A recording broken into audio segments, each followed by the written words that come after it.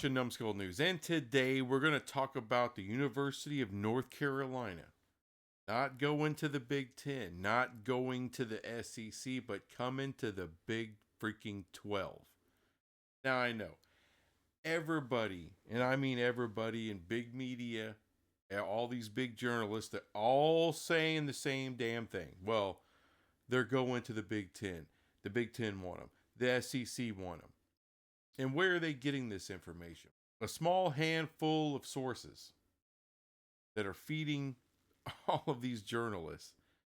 I haven't heard Greg Sankey come out. As a matter of fact, I heard a lot of the opposite type of stuff from Greg Sankey, not wanting to add schools, period. As a matter of fact, I was watching 365 Sports on the day that FSU, came out and said they're suing when they had that Board of Regents meeting that Friday.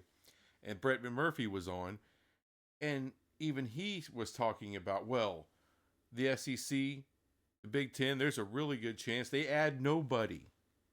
Now, any of us think that's really going to happen? No. More than likely, they will expand with some ACC schools.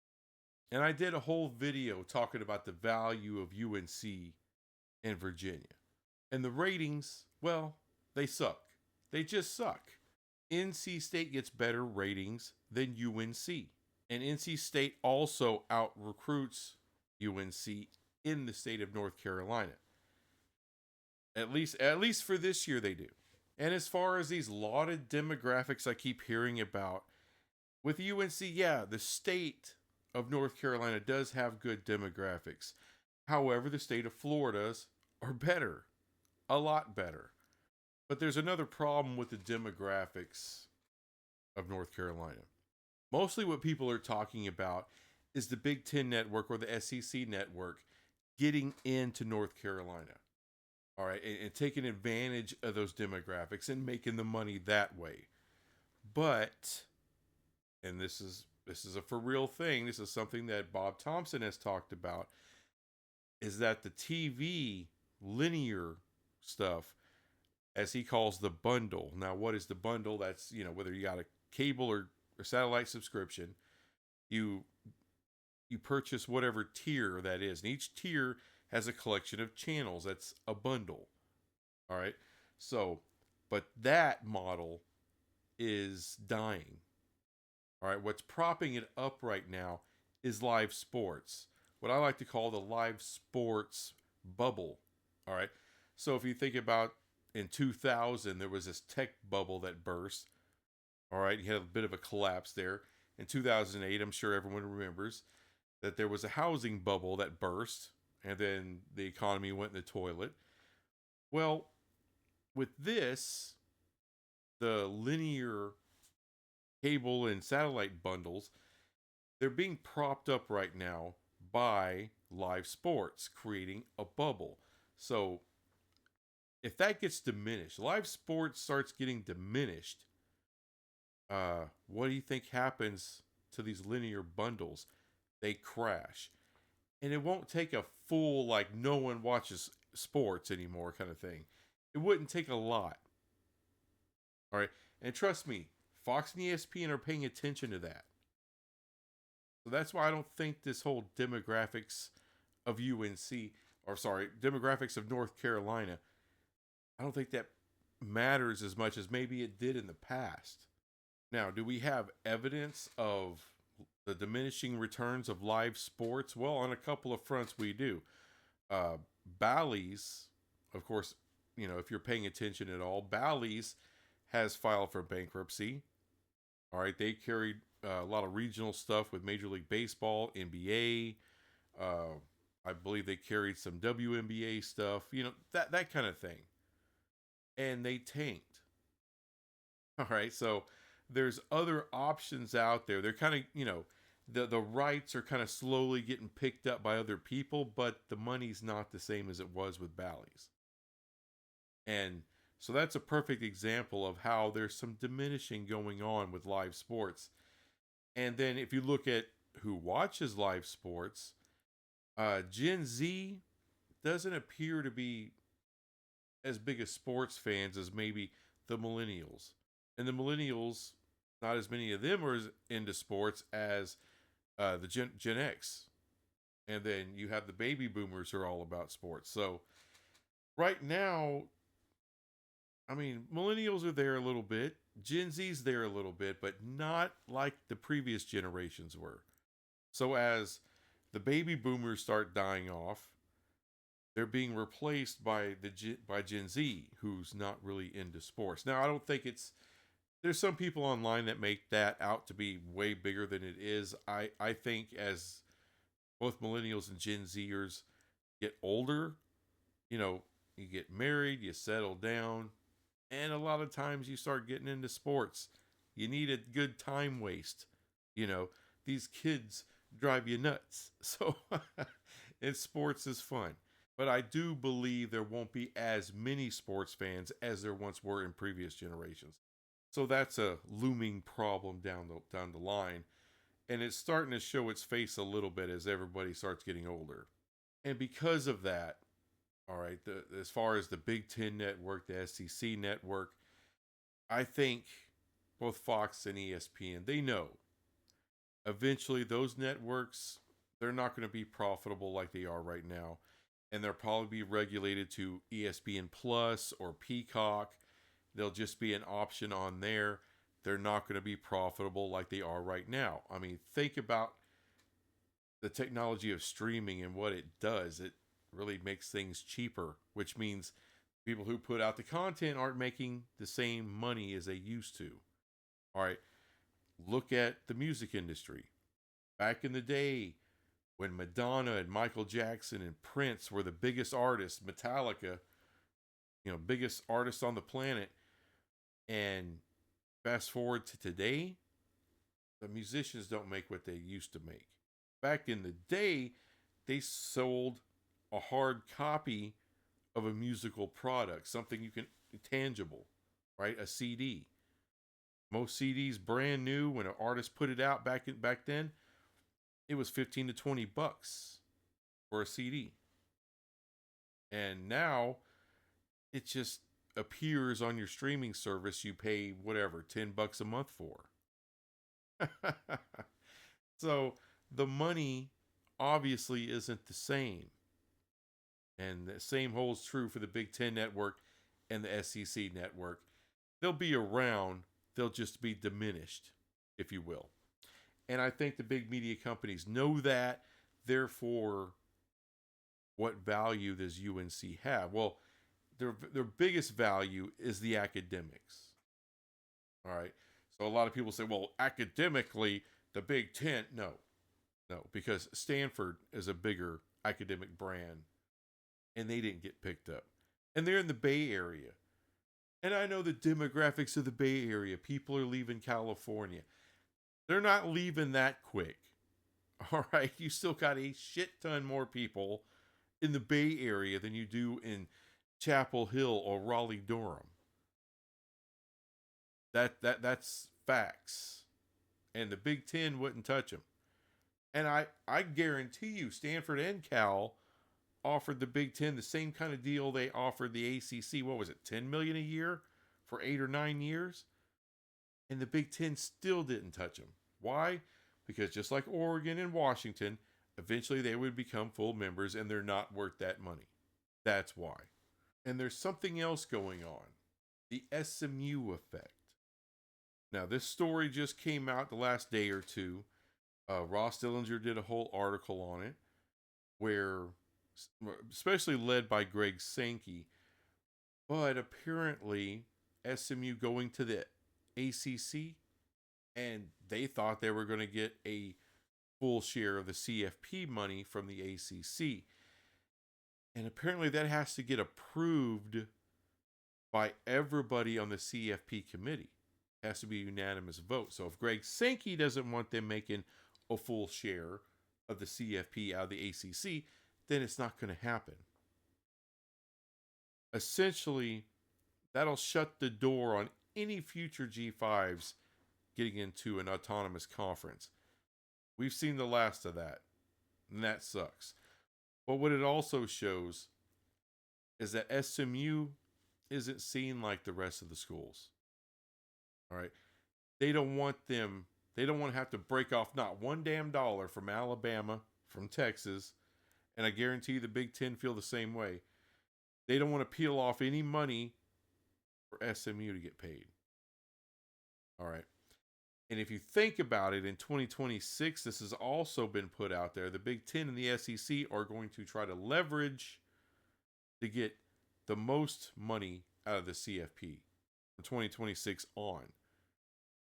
All right, so whatever share, whatever percentage, they want the biggest cut of that pie, the biggest piece of that pie. And next would be like the Big 12, the ACC, and then the G5 after them. But they want the biggest slice of that pie. So why would you get the biggest slice of the pie just to have to slice it up more for UNC, who brings you no value as far as the CFP? Once in a blue moon, UNC and the SEC might make a playoff, maybe once in a while. At best, they'll be struggling to be bowl eligible. That's the best UNC most years can hope for. That is a hard road in the SEC. The Big Ten is the same thing. There's no easy road there. Chances are you'll just be a doormat forever in one of those two conferences. And why would either conference want to give you a full share of anything, CFP, any of that? And as far as the SMU thing, how this matters to UNC, the Big Ten and the SEC get the biggest cut of the pie. And so now you want to take UNC and graduate them up into one of the big two. Well, see what happened with SMU moving up a step. So now UNC is going to move up a step and they're going to get a full share of that future CFP, which is going to be huge.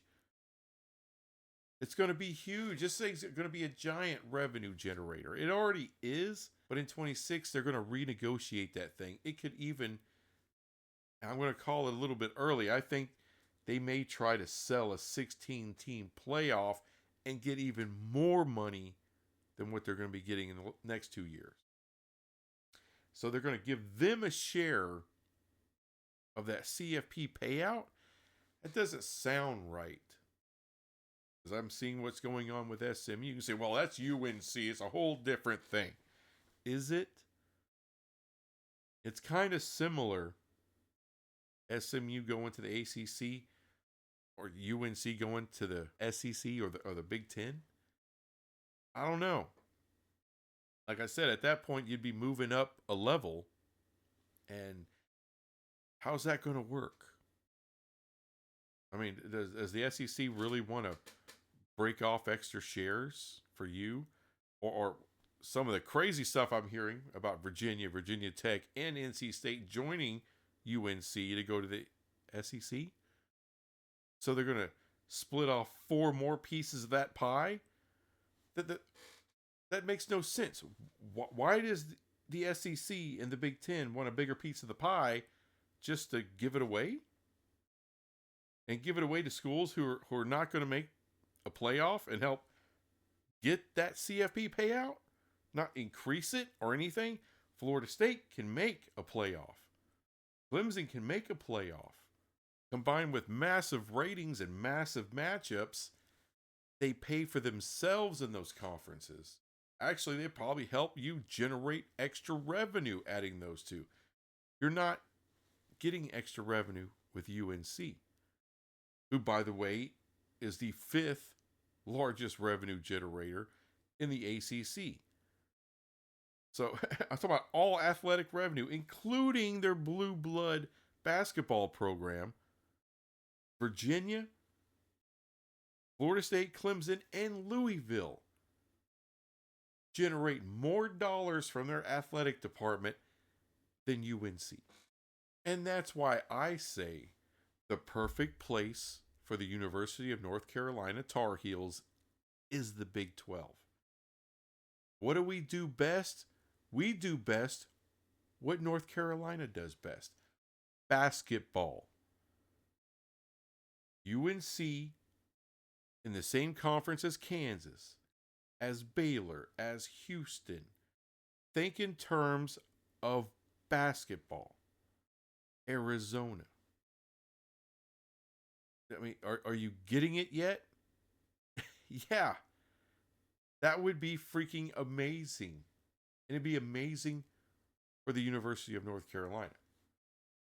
Football in the Big 12, UNC would actually have a chance to win the conference. They'd have a chance to build. This thing, the Big 12 is about parity. Everyone has an opportunity to compete in the Big 12, to win the Big 12. UNC has no chance of winning the SEC or the Big 10. They have zero chance of ever winning that conference, either one of them. The Big 12, they got just as good as any chance as anybody else. Because as far as football goes, they're not a bigger brand than anybody else, and nobody in the Big 12 is a bigger brand than UNC. Now, basketball, they're a bigger brand than probably just about anybody. And you wouldn't have to worry about, hey, are they going to let us get, a CFP payout commensurate with the Big 12? Because they're already getting that. But there's so much room for growth with UNC in the Big 12. And I'm talking football. All right. They are what they are in basketball, and they would continue to thrive in the Big 12. But football, all right, they can grow. They've already been respectable for a long time. It's a respectable program. I got no problem with UNC football. I know I keep talking crap about it, but that's only in terms of when I compare them to what the SEC is or the Big 10. The brands in those conferences. When I look at UNC, I'm like, why are you adding another Maryland, basically? Or another Purdue or another Arkansas? Because they're not any better than those programs as far as football goes. You just keep looking, and I keep getting all this information, and nothing about UNC going to one of the Big 2 conferences makes any sense. None of it. You can give me I haven't heard one good reason yet, people. Nothing that I can't blow apart with minimal research. I can blow it all out of the water. Demographics, ratings, brand, you name it. You name it. None of it makes any sense, which tells me that people are planting this story with big time journalists because they know all of us small micro channels or mid-range channels here on YouTube, smart, intelligent people, they'll run with it because the big dogs are saying it. The big national journalists are saying it. If they're saying it, it's got to be true. They're repeating what they're hearing from sources that are feeding them information from the higher ups because that's what they want them to say. That's what they want you to believe. And look, if the SEC goes to 20 to 24 teams, then UNC is going to be one of them. If the Big 10 goes to 24 teams, UNC is probably going to be one of those. I couldn't imagine them not including UNC at that point. But as I've said before, and as I believe, the SEC is not going to grow that much. Maybe 2 more teams. The Big 10, I can't see them going past 20. And they're going to hold a spot for Notre Dame, which means they may only be interested in one team. And if they're only interested in one school out of the ACC, I guarantee you it's going to be a Florida school. Because everything that's positive about UNC, you can get in bigger abundance in Florida. That's just the truth, people. Look, if you're Tar Heel fans, don't feel bad about it. This is an amazing, fun conference. You're going to make plenty of money. You're going to have a good time. You're going to have a shot to win a conference. This conference. And you're going to have an amazing time doing it. And you're going to be surrounded by teams you've already been used to playing, you're already associated with. And you won't have a problem with Utah or Arizona, Arizona State, or Colorado. They're all AAU. Kansas, AAU. Texas Tech, it's an R1 research facility. There's several of them in the Big 12, actually. It's not a horrible academic conference, which a lot of people like to put out there. It's not. It's getting better all the time. We seem to be adding AAU out the ass. So UNC will fit right in academically. Oh, it's too good. Anyway, like I said before, I could be wrong. And if I am wrong, I'll make a video and I'll talk about what a dumbass I am. But until then, I got as good a shot at being right as anybody. So, suck on it. Anyway, thanks for watching this crap, and I'll be back with some other crap later. Bye.